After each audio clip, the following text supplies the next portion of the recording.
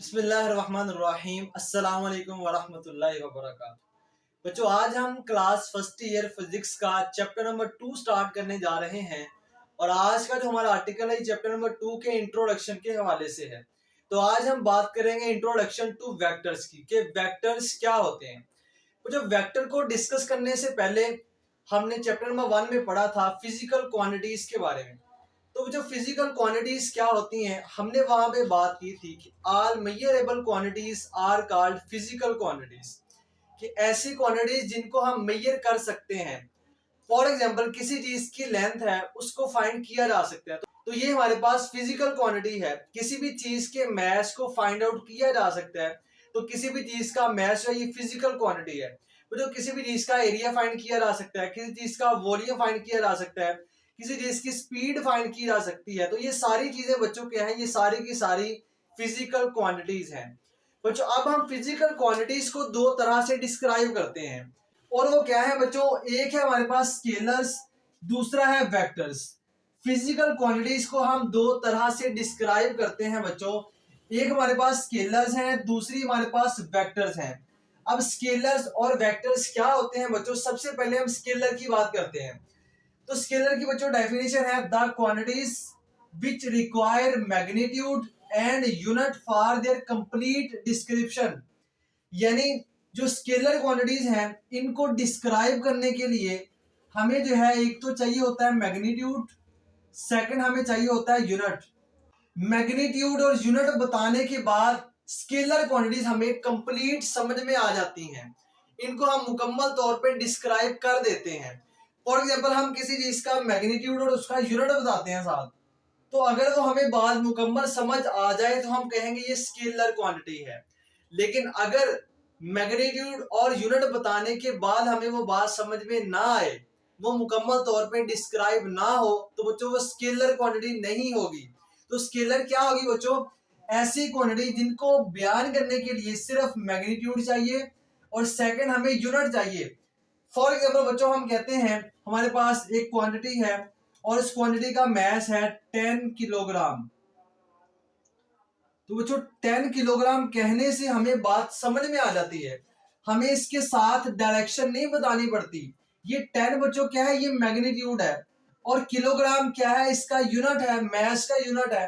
तो हमने मैग्नीट्यूड और यूनिट बताया और हमें बात मुकम्मल समझ में आ गई कि इस चीज का मास 10 किलोग्राम है।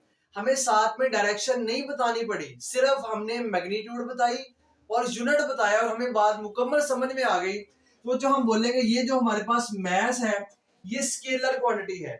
इसी तरह बच्चों टाइम है, जब हम टाइम बताते हैं, हम कहते हैं कि टाइम जो है ये 9 o'clock है।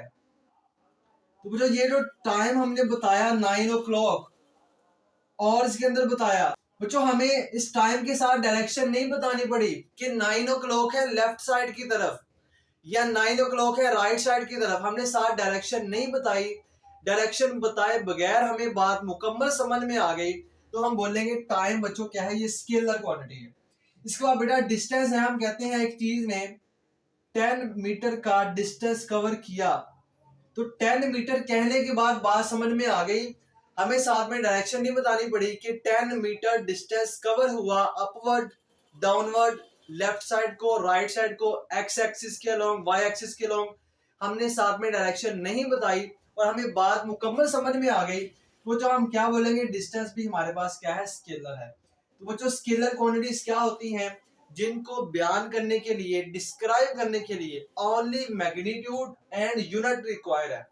अगर ये दोनों चीजें बता देने के बाद बात समझ में आ जाए, इट्स मीन ये स्केलर है। बच्चों इसके बाद कुछ क्वांटिटीज ऐसी हैं जिनके लिए हमें मैग्नीट्यूड और यूनिट के साथ डायरेक्शन भी रिक्वायर होती है। अगर हम साथ में डायरेक्शन ना बताएं तो हमें बात मुकम्मल तौर पे समझ में नहीं आती। और बच्चों ऐसी क्वांटिटीज हमारे पास होती हैं वेक्टर क्वांटिटीज। अब डेफिनेशन देखें इनकी, the quantities which require magnitude, unit and direction for their complete description. यानी इनको मुकम्मल तौर पे बयान करने के लिए बच्चों हमें एक तो चाहिए मैग्नीट्यूड, सेकंड हमें यूनिट भी चाहिए, और यहाँ पे जो नई चीज है वो डायरेक्शन है, कि इसके साथ हमें डायरेक्शन भी बतानी पड़ेगी। विदाउट डायरेक्शन हमें कंप्लीट बात समझ में नहीं आएगी। फॉर एग्जाम्पल बच्चों, हम कहते हैं एक चीज पे 50 न्यूटन की फोर्स लगी। अब सुनने वाला कहता है कि सर 50 न्यूटन फोर्स तो लगी, लेकिन किस डायरेक्शन में लगी, साथ में डायरेक्शन भी बताएं। तो जब हम कहते हैं अलोंग एक्स एक्सिस या अलोंग वाई एक्सिस या लेफ्ट साइड की तरफ, राइट साइड की तरफ, तो ये हम साथ में डायरेक्शन बता रहे हैं उसको। तो जब हम फोर्स के साथ डायरेक्शन बताते हैं कि बेटा फोर्स लगी लेफ्ट साइड को, तो फिर हमें बात मुकम्मल समझ में आती है जब हमने साथ में डायरेक्शन को भी इंक्लूड किया। इसी तरह बच्चों वेलोसिटी है, हम कहते हैं एक चीज ने 20 मीटर पर सेकंड की वेलोसिटी से मूव किया, लेकिन सुनने वाला पूछता है कि सर किस डायरेक्शन में मूव किया, तो हम कहते हैं बेटा उसने राइट साइड को मूव किया, तो साथ में डायरेक्शन भी बताना पड़ी, तो इट्स मीन ये वेक्टर है। लास्ट है बच्चों डिस्प्लेसमेंट। डिस्प्लेसमेंट के लिए डायरेक्शन भी रिक्वायर होती है। जब हम कहते हैं एक बॉडी ने 10 मीटर का डिस्प्लेसमेंट कवर किया, तो हमें साथ में डायरेक्शन बताना पड़ती है, लेफ्ट साइड को या राइट साइड को। तो बच्चों ऐसी क्वांटिटीज जिनको डिस्क्राइब करने के लिए हमें मैग्नीट्यूड भी चाहिए, यूनिट भी चाहिए, और साथ में हम जो है डायरेक्शन भी बताते हैं, ऐसी क्वांटिटीज को बच्चों वेक्टर क्वांटिटीज कहते हैं। ये इन दोनों के दरमियान मेन डिफरेंस है। शॉर्ट क्वेश्चन आ सकता है, what is difference between scalars and vector. बच्चों आपने एक तो डेफिनेशन बतानी है, सेकंड आपने इनकी एग्जांपल्स लिखनी है। बच्चों इसके बाद हम देखते हैं मजीद स्केलर्स और वेक्टर्स में क्या डिफरेंसेस हैं। तो बच्चों इसके बाद है हाउ टू ऐड, हम स्केलर्स को कैसे ऐड करते हैं, वेक्टर्स को कैसे ऐड करते हैं। तो बच्चों पहले बात करते हैं स्केलर की। बच्चों जब हम स्केलर्स क्वांटिटीज को ऐड करते हैं तो हम सिंपल अरिथमेटिक रूल्स को इस्तेमाल करते हैं। क्या रूल्स है बच्चों, 2 + 2 4 होता है, 5 + 2 7 होता है, 1 + 1 2 होता है। ये जो हम नॉर्मल मैथ में एडिशन को यूज करते हैं बच्चों, उसी एडिशन के जरिए से हम स्केलर्स को ऐड कर सकते हैं। जैसा कि हम कहते हैं एक चीज का मैस है 20 kg और एक दूसरी चीज का मैस है 20 kg, तो बच्चों ये टोटल हमारे पास बन जाएगा 40 kg। तो हमने कौन सी एडिशन यूज की, वही एडिशन जो हम मैथ में यूज करते हैं, बेटा इसको अरिथमेटिक रूल्स कहते हैं। लेकिन जब हम बात करते हैं वेक्टर्स की, तो जो वेक्टर्स को सिंपल एडिशन के मेथड से ऐड नहीं किया जा सकता। रीजन इसकी ये है बच्चों, क्योंकि स्केलर में सिर्फ मैग्नीट्यूड होता है, और मैग्नीट्यूड को हम जो है अरिथमेटिक रूल से सिंपल एडिशन के मेथड से ऐड कर सकते हैं। लेकिन वेक्टर में एक नई चीज आ जाती है, डायरेक्शन। अगर हम इनको सिंपल एडिशन के जरिए से ऐड करेंगे तो वो तो मैग्नीट्यूड ऐड होगी, डायरेक्शन कहाँ जाएगी। तो बच्चों इसीलिए हम जो है सिंपल एडिशन के मेथड से वेक्टर्स को ऐड नहीं कर सकते। वेक्टर्स को ऐड करने के लिए हमारे पास स्पेशल रूल्स है वेक्टर एडिशन के। तो बच्चों इसको हमने ऐड करना है by using vector laws of addition. इनके लिए बच्चों स्पेशल लॉज हैं जिनको हम वेक्टर लॉज ऑफ एडिशन कहते हैं, और वो हमारे पास लॉ है हेड टू टेल रूल। ये बच्चों हमने 9वीं क्लास में भी पढ़ा था, यहाँ पे भी हम तफसील से पढ़ेंगे, ठीक है। तो हेड टू टेल रूल की मदद से हम वेक्टर्स को ऐड करते हैं। इसके बाद बच्चों है कि हम इसको रिप्रेजेंट कैसे करते हैं, इसकी रिप्रेजेंटेशन कैसे है। तो अगर हम स्केलर्स की बात करें बच्चों, इसको हमने सिंपल क्वांटिटी की अलामत लिख के साइडों पे मॉड बना देना है, या इसको वैसे ही मॉड के बगैर ही लिख देना है, तो ये हमारे पास होगा स्केलर। अगर मॉड बनाएंगे फिर भी ये स्केलर है, अगर मॉड के बगैर लिखेंगे फिर भी पढ़ने और देखने वाले को समझ आ जाएगा कि ये स्केलर क्वांटिटी है। तो अब बात करते हैं कि वेक्टर्स को कैसे रिप्रेजेंट करते हैं। तो जो वेक्टर्स को रिप्रेजेंट करने के हमारे पास दो मेथड हैं। एक हमारे पास है ग्राफिकल मेथड, सेकंड है सिंबॉलिकली, अलामत के जरिया से। तो जो पहले हम बात करते हैं कि हम वेक्टर्स को सिंबॉलिकली कैसे लिखते हैं। बच्चों इसके दो तरीके हैं। पहला तरीका है हमारे पास बोल्ड लेटर्स, कि हम इनको बोल्ड लेटर में लिखें, जैसे हम मार्कर के साथ लिखते हैं तो वो बोल्ड में लिखा जाता है। तो बोल्ड लेटर में हमने थोड़ा सा इसको हाईलाइट करके लिखना है। फोर्स है तो इसको एफ को हमने बोल्ड करके यानी कि ज्यादा हाईलाइट करके लिखना है। एफ है, डी है और साथ में वेलोसिटी है।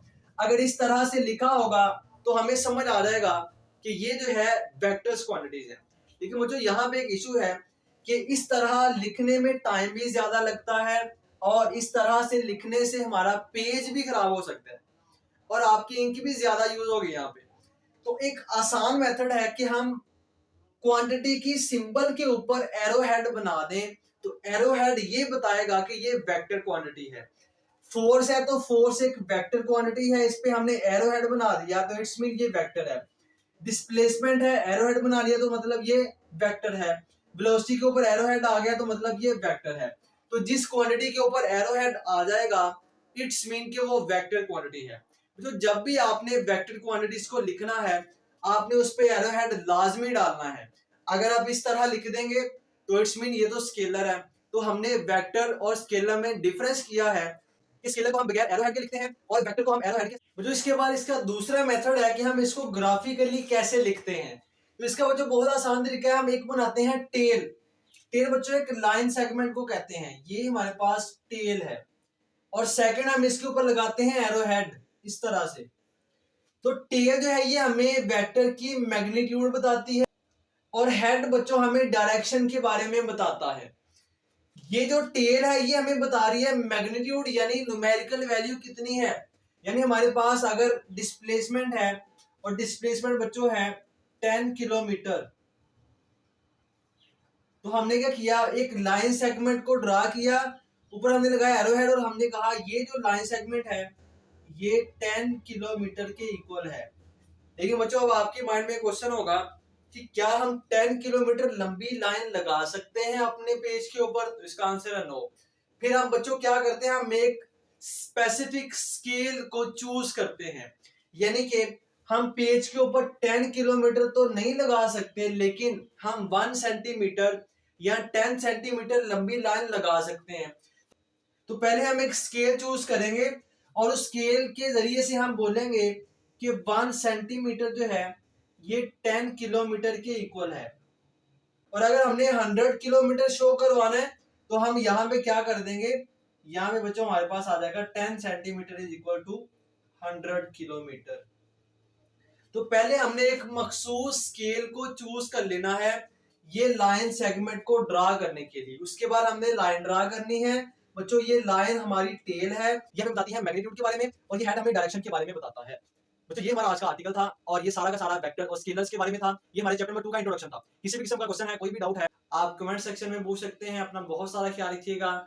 इजाजत दीजिए, अल्लाह हाफिज।